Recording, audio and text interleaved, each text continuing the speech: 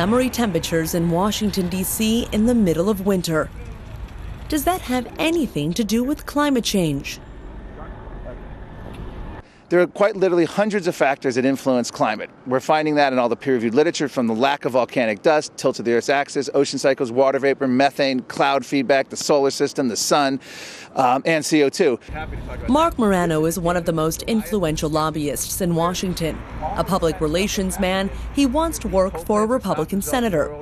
His job now is to prevent more stringent climate regulations from being passed by influencing politicians and the media.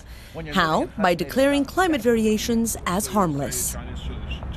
Has the climate changed? Yes, the climate's changed. Is Greenland warmer now than it was in the 60s? Yes, Greenland's warmed. Oh my gosh. Is Greenland warmer than it was in the 1930s? No, the data shows that Greenland is as warm or possibly warmer in the 1930s, up to 1940. Same with the Arctic. So if you look at climate in a cycle, it changes all the time. The question is, what drives the climate change? And the evidence for CO2 is lacking.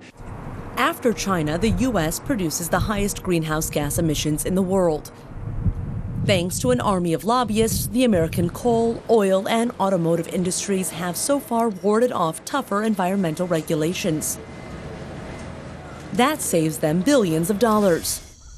But the past few summers have been unusually dry, with crop failures in many parts of the U.S. Hurricane Sandy raged across the East Coast, causing billions of dollars in damage. There have clearly been extreme fluctuations in weather in the past few decades. Environmental protectionists are convinced that the public will no longer be fooled by the lobbyists' claims. We know that when people see the effects of climate change in their backyard, when it's something in their community or something they care about, it really changes their attitudes on climate change. And we know that because climate change is happening more rapidly than scientists thought it would even 10 or 15 years ago, as emissions accumulate in the atmosphere, people are seeing more and more of these effects. So we are starting to see some changes in public opinion in the United States. New surveys give the 28-year-old environmentalist cause for optimism. At least half of the U.S. citizens surveyed believe global warming can be traced to human activity.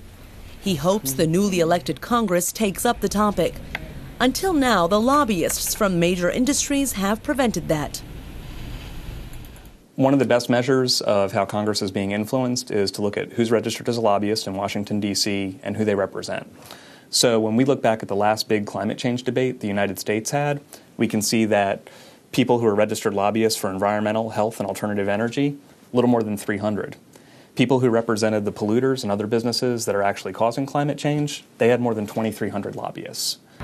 Mark Morano and the climate skeptics in Washington are still in the majority. But he's worried that environmentalists are receiving increasing support from his own clients, of all people. Other data has shown that some of the oil companies have given more to environmental groups than they've ever given to skeptics, because they're looking to portray a nice green image. So you can start looking at that. As long as the U.S. economy doesn't recover perceptibly, it's easy for the lobbyists to block tougher climate regulations. But the environmentalists aren't about to give up their fight for influence in Congress.